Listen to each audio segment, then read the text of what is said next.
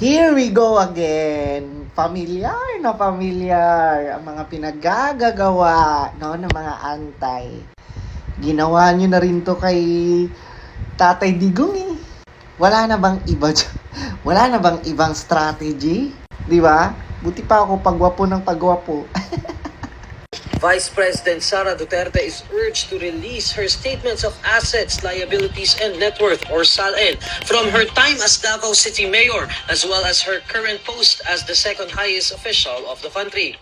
In a letter received by the Office of the Vice President on Thursday and made public on Friday, lawyer Dino De Leon makes the request as a taxpayer alarmed by reports on Duterte's expenditures of the public's money.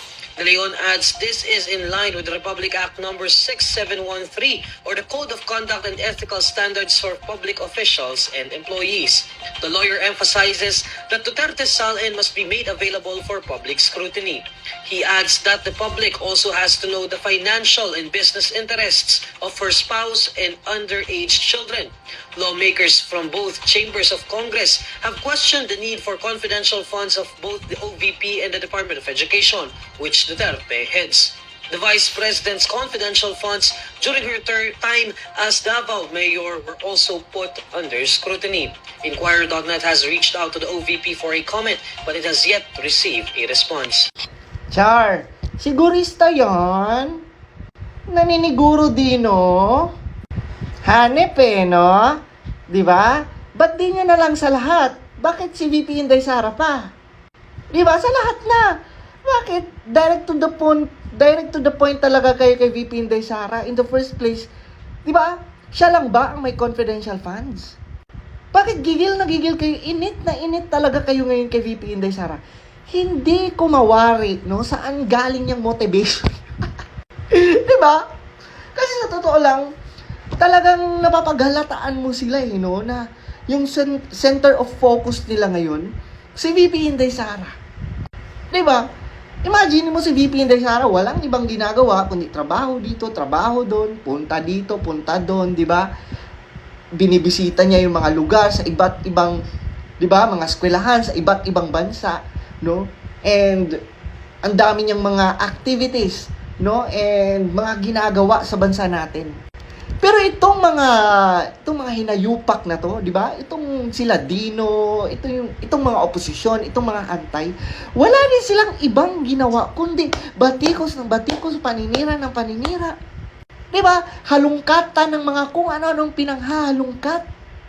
Alam nyo, ang OA nyo, no? Talagang pinapalaki nyo yung mga bagay-bagay para lang talaga, no, makahanap kayo ng ikakasira ni VP Inday Sara. Ba't di nyo yan gawin sa lahat, no? Ipagawa nyo yan sa lahat.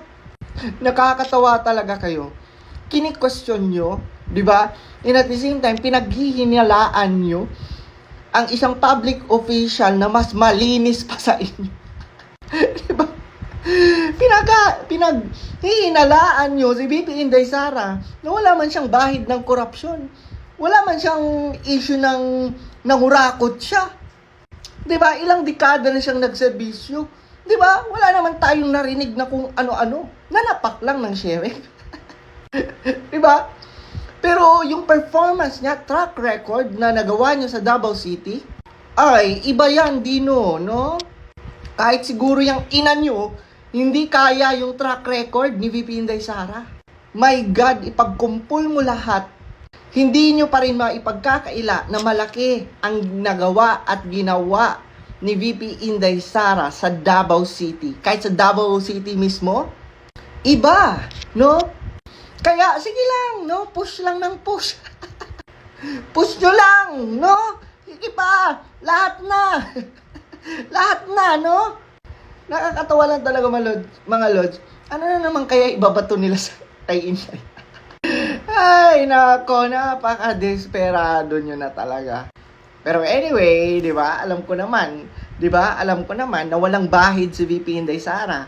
Confident akong walang, di ba, maipupuna at wala kayong makikitang anomalya kay VP Inday Sara. Kung meron kayo nakita, file a case. Huwag na puro dadak, file a case. I-impeach nyo, kayo bahala. Basta at the end, of this drama, no? At the end of the dramas na pinaggagawa nyo, ang tanong, gaano katotoo ang mga pinagsasasabi nyo? Patunayan nyo.